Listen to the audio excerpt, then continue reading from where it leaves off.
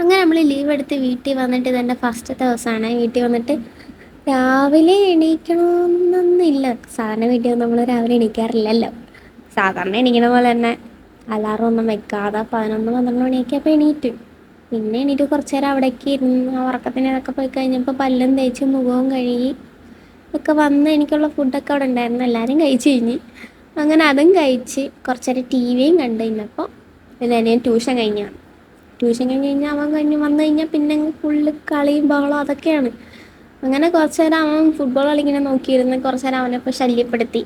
അതൊക്കെ കഴിഞ്ഞ് ബ്ലാക്കിനെ അഴിച്ചിട്ട് അതിൻ്റെ കൂടെയൊക്കെ ഇങ്ങനെ നടന്ന് അപ്പോഴത്തേനും ഉച്ചയൊക്കെ കഴിഞ്ഞു, 3 മണിയായി.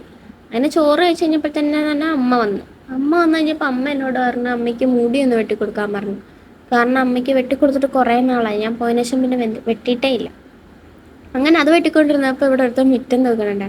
പിന്നെ ഞാൻ കുളിക്കാൻ പോകാനുള്ള പുറപ്പാടില്ല. അങ്ങനെ ഞാൻ അമ്മയോട് മുടി വെട്ടിക്കോട്ടേ എന്നൊന്ന് ചോദിച്ചത്. അതിൻ്റെ നിൽക്കിപ്പോൾ കേക്ക്.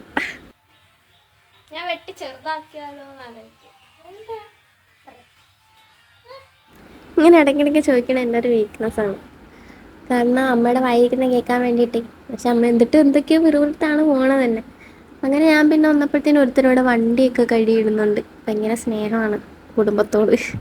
പിന്നെ നമ്മളൊരു മാഗി ഉണ്ടാക്കി കഴിച്ചേട്ടോ. അപ്പോൾ അത്രേ ഉള്ളായിരുന്നു ഇന്നത്തെ വീഡിയോ.